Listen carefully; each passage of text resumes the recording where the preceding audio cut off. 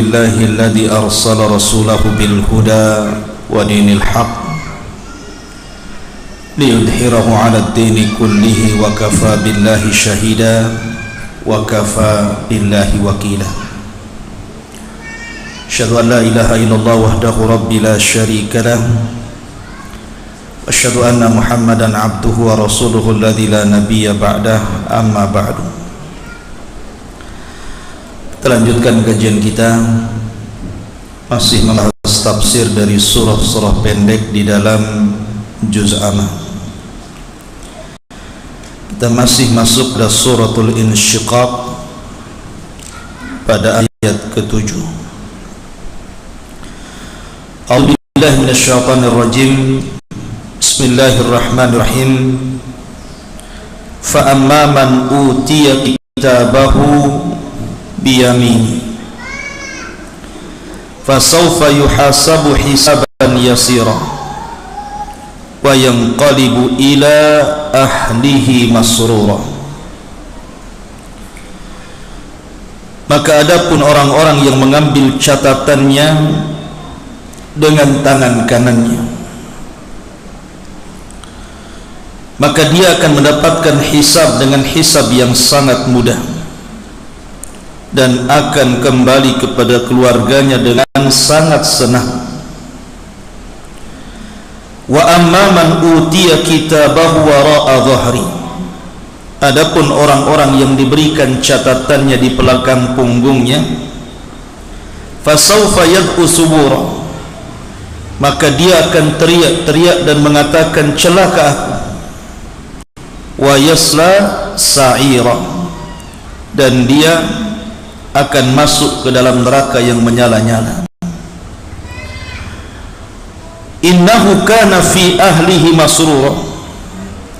Padahal ketika di dunia orang ini sangat bahagia dengan keluarganya. Innahu dhanna an la yahud. Dia sangka dia tidak akan berjumpa dengan Rabbnya. Bala inna rabbahu kana bihi basira. Salah dia, sesungguhnya Rabbnya setiap hari memperhatikannya. Ma'asyiral muslimin yang dimuliakan Allah Subhanahu wa taala, ayat 7 sampai ayat 15 ini menjelaskan kepada kita salah satu peristiwa dari peristiwa-peristiwa hari kiamat. Ketika manusia dikumpulkan di padang mahsyar, maka ada beberapa peristiwa yang terjadi. Pertama, hari kebangkitan. Semua manusia dibangkitkan.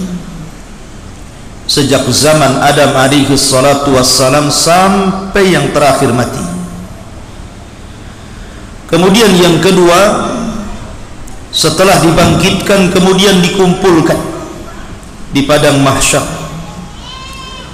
Setelah dikumpulkan kemudian ditampakkan seluruh amalannya.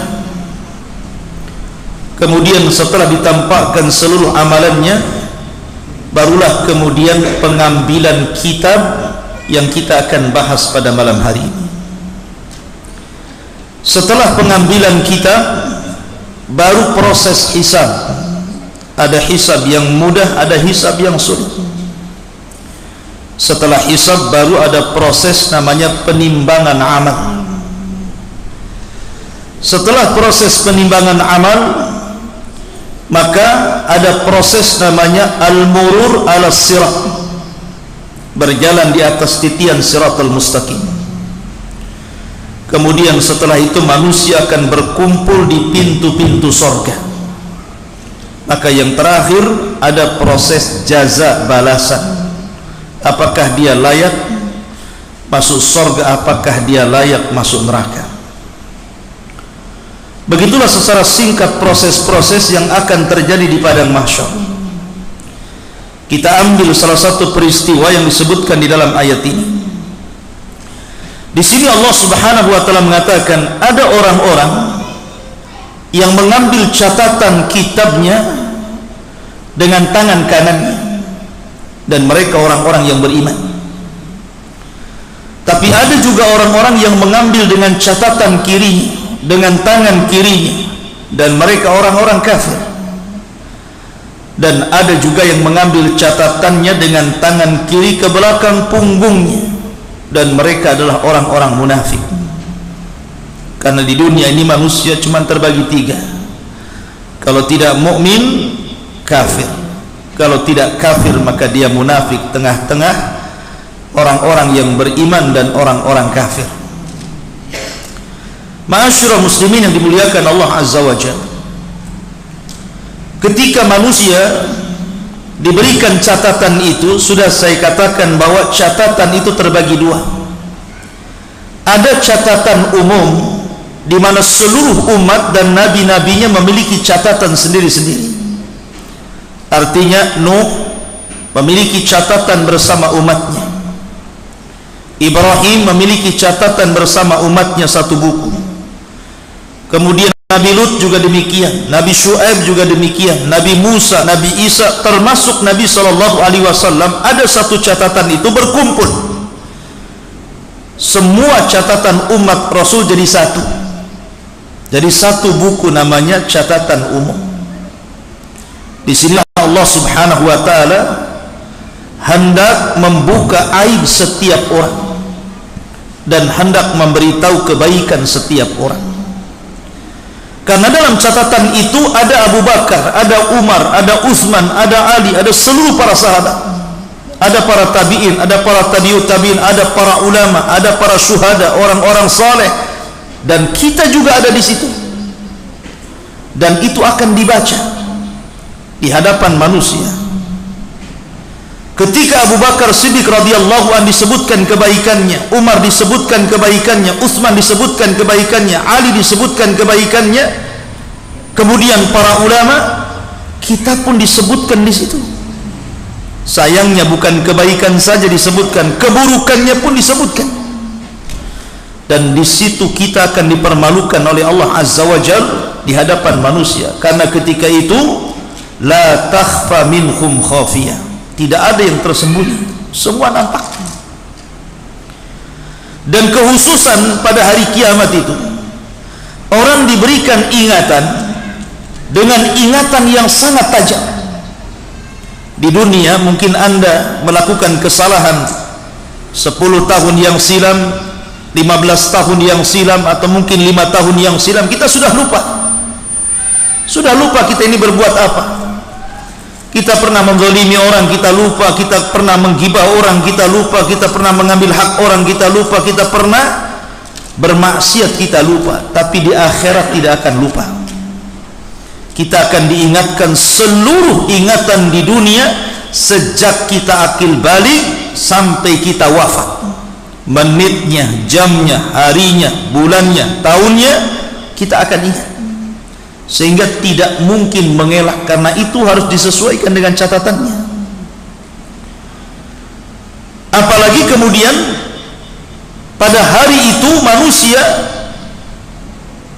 tidak bisa mencari penolong lain di dunia.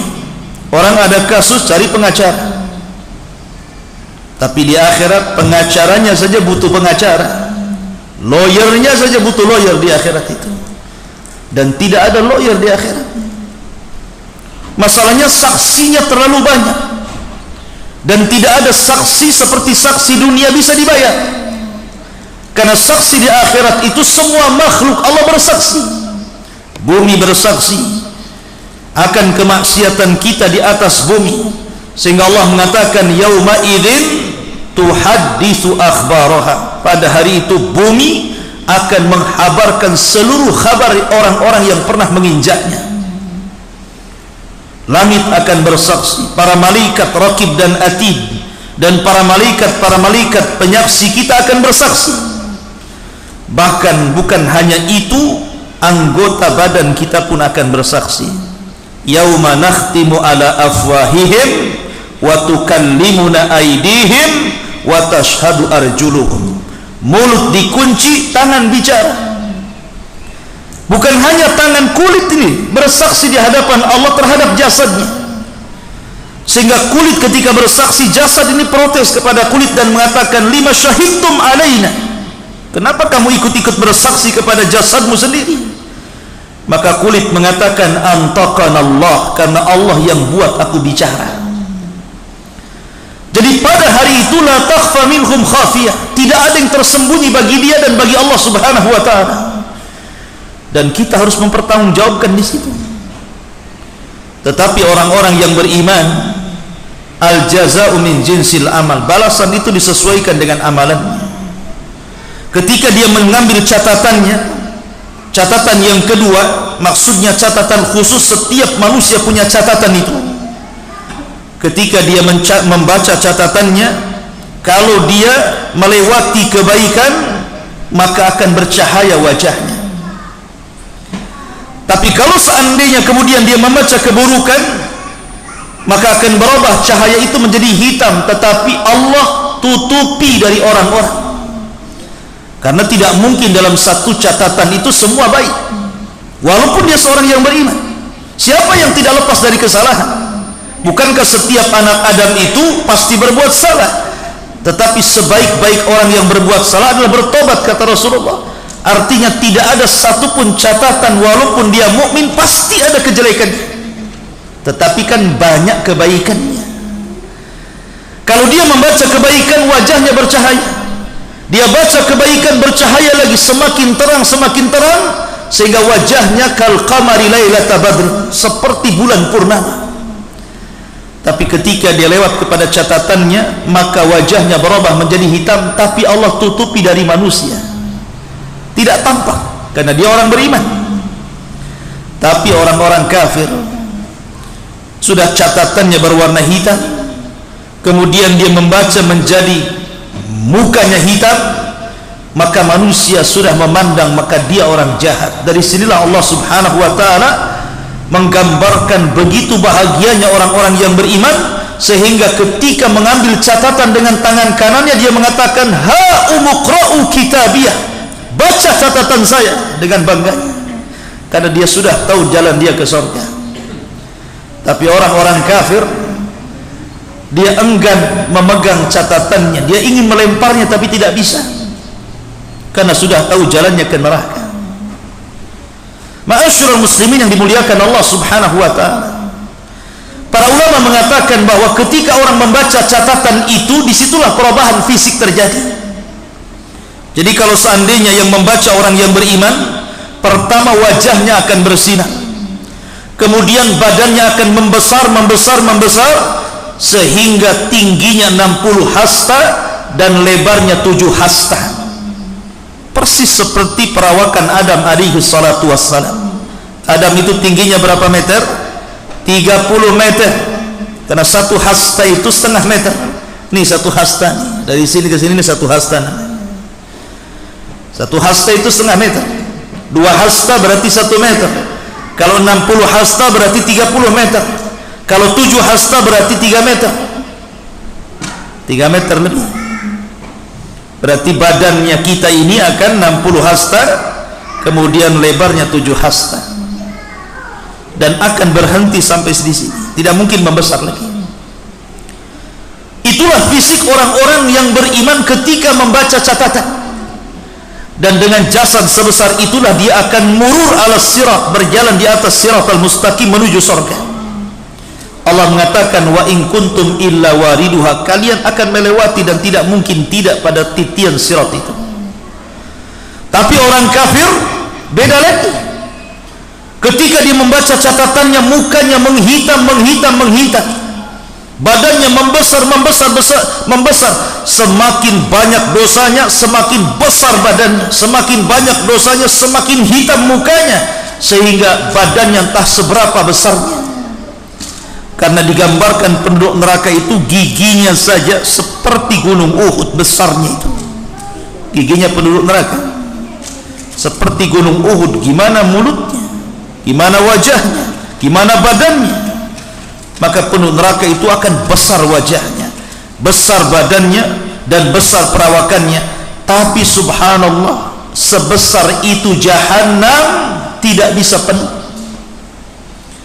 Walaupun manusia menjadi besar, semakin besar karena banyak dosanya, tapi ketika mereka dimasukkan ke dalam jahanam, Jahannam tidak pernah penuh. Sehingga ketika Allah Subhanahu wa taala menggambarkan tentang Jahannam, halim talati, sudahkah kau penuh wahai Jahannam? Apa kata Jahannam? Hal mim mazid, adakah tambahan ya Rabb? Masukkan saja.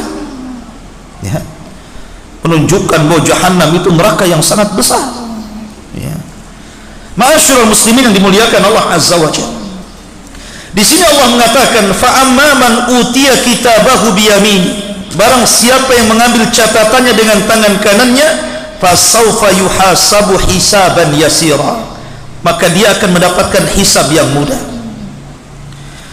Manusia akan tinggal di padang mahsyar itu bukan sebentar, khamsina alfasana, Allah sebutkan 50.000 tahun dalam kondisi berdiri, tidak duduk dan tidak berbaring. Kemudian matahari didekatkan di atas kepala 1 mil. Kemudian keringat bercucuran dan keringat itu menjadi kolam di sekitarnya. Ada yang tenggelam selutut, ada yang tenggelam sepusar, ada yang tenggelam sedada, ada yang tenggelam sampai ke lehernya, sesuai dengan kadar amalan. Dan dia akan berada di situ selama 50.000 tahun.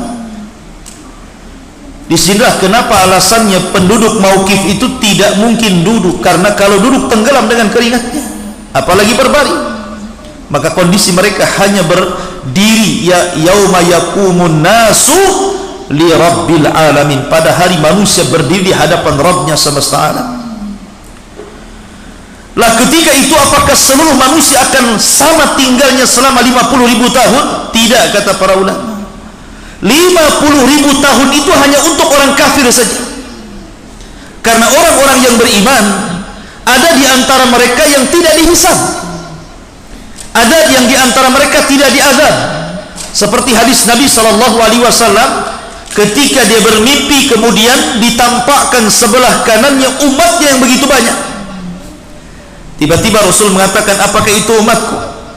Maka Jibril mengatakan, bukan, itu Nuh, itu Musa dan kaumnya, itu umatnya Musa dan kaumnya. Ketika Nabi SAW melihat ke arah lain, rupanya ada umat yang jauh lebih banyak dibandingkan umat Musa. Maka dikatakan, nah itulah umatmu. Nanti pada hari kiamat umat Islam umat terbanyak. Kemudian dikatakan kepada Nabi SAW, minhum, di antara mereka umatmu itu ada 70 alfan yadkhulunal jannah bighairi hisabin wala adzab. Di antara mereka ada 70.000 orang yang tidak akan disentuh hisab dan tidak akan diazab, direct masuk surga. Maka orang ini tidak pernah tinggal di padang mahsyar kecuali hanya lewat. Karena orang-orang yang tinggal di padang mahsyar itu untuk melakukan proses hisab. Nah ini nggak dihisab, nggak diazab, direct lah masuk surga. Tapi ada orang-orang yang dihisab, ada yang hisabnya mudah sehingga prosesnya cepat, ada yang hisabnya sulit sehingga prosesnya lambat. Yang hisabnya mudah, dia tidak akan tinggal lama di padang mahsyar. Tapi yang hisabnya sulit, boleh jadi mereka akan bersama dengan orang-orang kafir selama 50.000 tahun berdiri mencari peradilan Allah Subhanahu wa ta'ala. Jadi ada orang-orang yang hisabnya mudah, sampai ketika orang-orang yang direct masuk surga tanpa hisab dan azab, dan orang-orang yang mudah hisabnya, maka tinggallah orang-orang yang sulit hisabnya. Mereka lah orang-orang kafir munafik dan orang-orang yang beriman yang fasik, yang fajir, yang dosanya lebih banyak dibandingkan amal solehnya. Maka mereka menunggu peradilan Allah Azza wa Jalla. Disinilah tegak tentang syafaat. Setelah mereka berdiri lama, akhirnya kemudian orang-orang itu meminta kepada Adam untuk minta syafaat kepada Allah. Adam pun tolak. Akhirnya diarahkan kepada Nuh, Nuh pun menolaknya. Nuh mengarahkan kepada Musa, Ibrahim menolaknya. Ibrahim mengarahkan kepada Musa, Musa menolaknya. Musa mengarahkan kepada Isa, Isa menolaknya. Sampai akhirnya Isa mengarahkan kepada Rasul sallallahu alaihi wasallam, sayyidul awwalin wal akhirin. barulah Nabi SAW mengatakan ana laha, kan ku coba. Maka Nabi SAW kemudian menghadap Allah di bawah arasy-Nya, sujud lama sekali. Ketika itu Allah Subhanahu wa taala berfirman kepada Rasulullah, irfa' ra'saka ya Muhammad, sal tu'ta, kul tusma, isfa' tushafa. Angkat kepalamu, katakan kau didengar, minta kau diberi, mintalah syafaat, ku berikan kau syafaat. Dari situlah terjadi proses syafaat. 7 syafaat diberikan kepada orang-orang yang beriman. Salah satunya adalah kepada orang yang masih mengucapkan 2 kalimat syahadat, asyhadu an la ilaha illallah wa asyhadu anna muhammadar rasulullah. Ma'asyiral muslimin yang dimuliakan Allah Subhanahu wa taala, wa yanqalibu ila ahlihi masrura, dan pada hari kiamat orang-orang yang beriman akan kembali kepada keluarganya dengan sangat senang dan bahagia. Allah berfirman, walladzina amanu wattaba'athum dzurriyyatuhum biimanin alhaqna bihim dzurriyyatuhum. Orang-orang yang beriman kemudian diikuti keimanannya dengan keluarganya, maka pada hari kiamat orang-orang ini akan dikumpulkan dalam kondisi bahagia. Wa yanqalibu ila ahlihi masrura. Makanya ketika kita bercerita tentang alam kubur, ketika datang orang yang tampan kepada orang yang beriman, kemudian menemani selama di kuburan, menghibur, bercanda, sehingga tidak sadar tahu-tahu kiamat sudah hampir dibangkitkan. Kemudian orang yang baik mengatakan kepada orang yang beriman di kuburan ini, sebentar lagi kiamat akan tegak. Maka kemudian orang yang di kuburan yang beriman ini berdoa kepada Allah, Allahumma aqimis sa'a ya Rabb, cepat tegakkan kiamat, cepat tegakkan kiamat, supaya aku bisa kembali kepada harta dan keluargaku. Kemudian dia mengatakan, siapa anda ini? Anda baik sekali menemani saya selama di kuburan. Maka orang yang baik mengatakan, ana amalukas soleh, sayalah amal solehmu, saya jelmaan dari solatmu, zakatmu, puasamu, baca Quranmu, zikirmu, berbuat baikmu, dan begitu seterusnya. Jadi orang yang beriman akan kembali kepada harta dan keluarganya. Karena orang-orang yang beriman, dia tidak pernah membangun keluarganya di dunia, dia tidak pernah membangun rumahnya di dunia, dia tidak pernah membangun kemewahannya di dunia. Orang-orang yang beriman, dia bangun rumahnya di akhirat, dia beli tanahnya di akhirat, dia beli tamannya di akhirat, sehingga ketika dia sedang sakaratul maut, dia ingin segera berjumpa dengan rumah, tanah, taman, dan seluruh keluarganya. Kenapa? Karena tidak ada beban di dunia. Tapi orang-orang yang membangun rumahnya di dunia, usahanya di dunia, kendaraannya di dunia, sama sekali dia tidak memberikan dan menyisihkan untuk akhiratnya, maka saat detik wafatnya orang ini benci kematian, karena dia akan meninggalkan keluarga, harta, pangkat, jabatan, anak-anak, sehingga dia benci dengan kematian. Ma'asyiral muslimin yang dimuliakan Allah Azza wa Jalla, kemudian Allah mengatakan, wa amman utiya kitabahu wara'a dhahri. Adapun orang-orang yang diberikan catatannya di belakang punggungnya, orang-orang kafir, orang-orang munafik, fasaufa yad'u thubura, dia pun berteriak, celaka aku. Baru sadar dia. Orang itu terkadang sadar setelah mati, nggak ada guna. Orang kalau menyesal di dunia, kalau sudah di akhirat menyesal, apa gunanya? Di akhirat kita tidak bisa sholat, kita tidak bisa puasa, kita tidak bisa berdoa, kita tidak bisa istighfar. Yang ada di akhirat itu mempertanggungjawabkan semua amalan.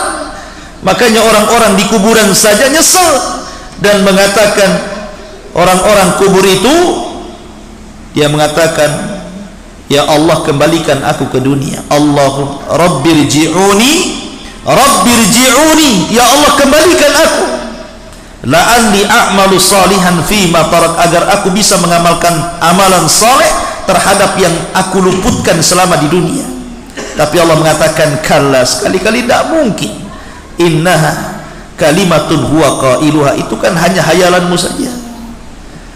Yang lain mengatakan, laula akhartani ila ajalin qarib la asaddaqa wa akum minas salihin. ya Allah, kalau engkau bangkitkan aku ke dunia sedetik saja, ku infakkan semua hartaku, la asaddaqa wa aku minas salihin, dan saya akan berkawan dengan orang-orang saleh.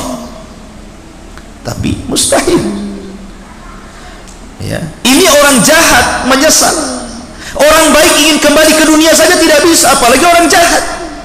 Sampai Abdullah bin Haram, ketika dia diajak bicara oleh Allah Subhanahu wa taala setelah kematiannya, Allah berfirman kepada Abdullah bin Haram, tamanna ya abdi, minta sesuatu kepadaku wahai hambaku. Maka Abdullah bin Haram mengatakan, ya Rabb, berikanlah kepadaku kehidupan 2 kali di dunia, supaya aku bisa berjihad kembali, kemudian mati syahid kedua kalinya. Tapi Allah mengatakan mustahil orang mati hidup lagi. Ini orang baik tidak bisa kembali ke dunia, gimana orang jahat, kan begitu ya. Maka ikhwatu fiddin, penyesalan itu tidak mungkin dilakukan di akhirat. Sebagaimana orang kafir mengatakan, fasaufa yad'u thubura, dia pun berteriak celaka aku, wa yasla sa'ira, dan dia akan diancam dengan neraka yang menyala-nyala. Innahu kana fi ahlihi masrura. Orang-orang kafir ini di dunia dia senang dengan keluarganya. Di sini kebalikannya. Kalau orang-orang yang beriman, kesenangan dengan keluarga itu bukan di dunia, karena pasti orang yang beriman keluarganya pasti diuji Allah Subhanahu wa taala. Tapi orang-orang kafir terbalik. Justru kesenangan mereka dengan keluarga itu di dunia, dan di akhirat akan diceraikan Allah Subhanahu wa taala. Sehingga Rasul mengatakan, ad-dunya sijnul mu'min wa jannatul kafir. Dunia ini penjara bagi orang-orang yang beriman, tapi surga bagi orang-orang kafir.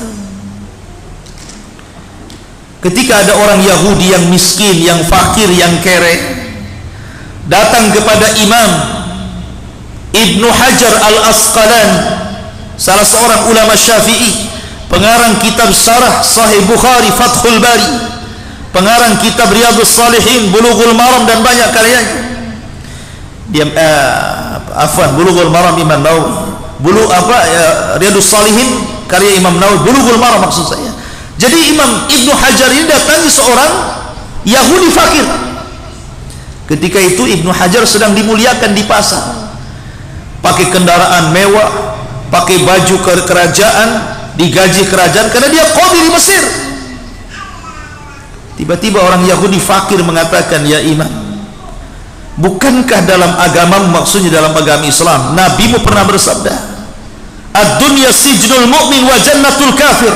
Dunia ini penjara bagi orang yang beriman dan surga bagi orang kafir. Kenapa pula saya tidak pernah mengalami kebaikan seperti Anda? Dalam pandanganmu saya ini kafir, harusnya saya yang senang. Dalam pandanganmu Anda ini mukmin, harusnya penjara. Kenapa Anda senang, saya susah?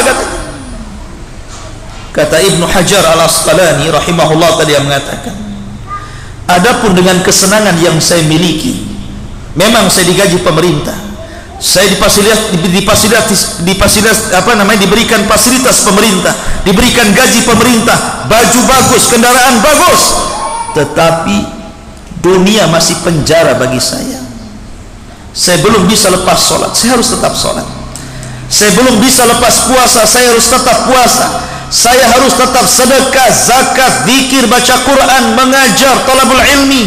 Saya tidak bisa meninggalkan itu semuanya, karena seorang mukmin tidak mungkin kenyang untuk beramal soleh sampai kedua kakinya masuk ke dalam surga.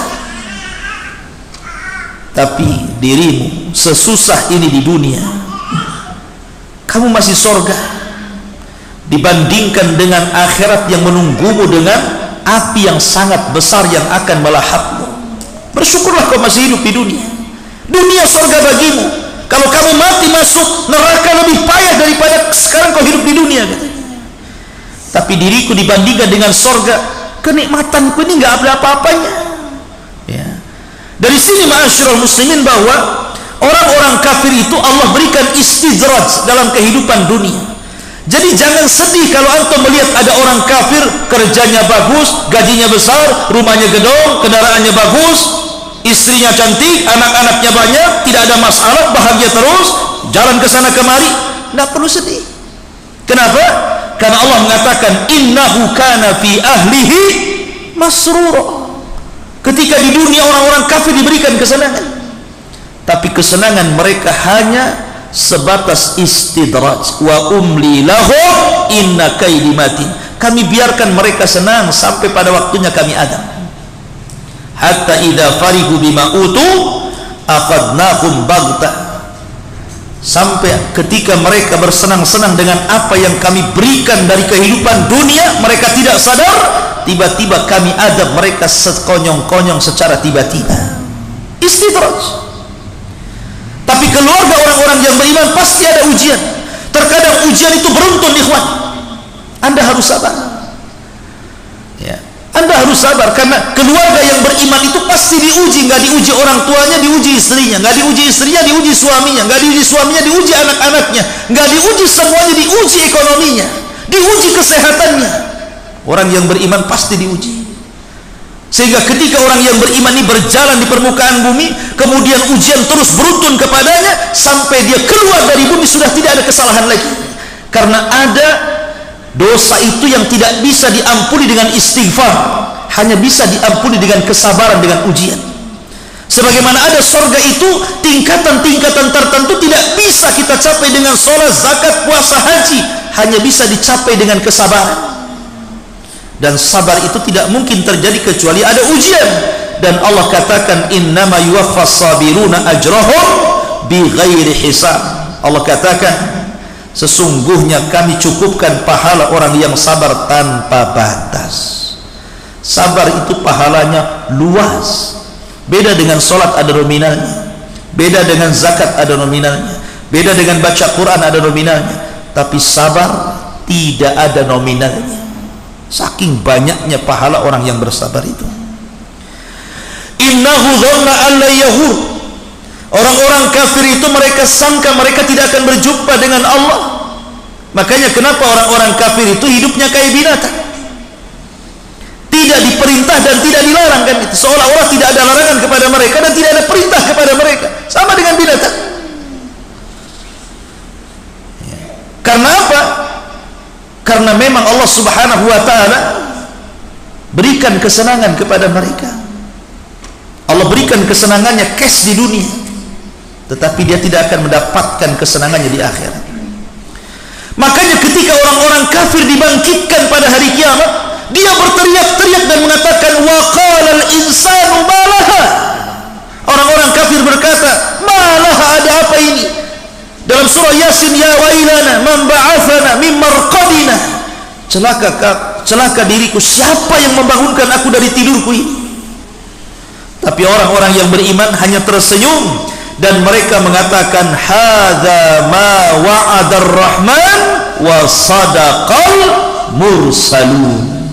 Inilah janji Ar-Rahman kepada kalian dan benarlah ucapan para rasul. Kemudian Allah katakan bala inna rabbahu kana bihi basir. Orang kafir itu tidak menyangka bahwa mereka setiap hari diperhatikan Allah. Allah maha melihat, Allah maha mendengar, Allah maha mengetahui. Makanya orang-orang yang beriman sangat yakin. Ketika kita yakini Allah maha mendengar, maka orang yang beriman yakin bahwa setiap ucapannya didengar Allah. Ketika orang-orang yang beriman mengatakan Allah maha melihat, maka setiap perbuatannya dia yakin sedang dilihat Allah. Makanya terlahir menjadi orang-orang yang baik. Ucapannya tidak keluar kecuali santun, perbuatannya tidak keluar kecuali akhlak, dan begitu seterusnya. Tapi orang kafir, mereka tidak merasa diawasi, tidak merasa didengar. Makanya sekehendaknya idza lam tastahi fasna ma syi'ta, kata Rasul. Kalau tidak punya malu, lakukan sekehendaknya. Begitulah perbedaan orang kafir dengan orang beriman. Orang kafir percaya dengan nama dan sifat bagi Allah Azza wa Jalla. Cuman masalahnya ada orang-orang yang beriman itu, mereka hanya mengakui tentang nama-nama Allah, tapi tidak pernah mengakui sampai ke mahanya Allah Subhanahu wa ta'ala. Saya contohkan seperti ini. Allah maha melihat. Semua yakin dan semua sepakat kaum muslimin mengatakan Allah maha mendengar. Tapi tidak semua orang yang yakin dan percaya Allah maha mendengar, ucapannya merasa didengar Allah. Ada orang seperti itu, tidak ada muraqabah sama sekali. Coba kalau seandainya orang-orang yang beriman, yang percaya dengan nama Allah, kemudian yakin dengan mahanya Allah, tentu ketika dia mengatakan Allah maha mendengar, dia yakin ucapannya didengar Allah. Ketika dia yakin Allah maha melihat, pergerakannya dilihat Allah. Ketika dia yakin Allah maha Razzaq, maha pemberi rezeki, dia yakin harta itu titipan Allah. Ketika Allah subhanahu wa ta'ala maha rahim, dia yakin bahwa ada kesempatan untuk bertobat karena Allah itu rahim kepada hambanya. Begitu seterusnya.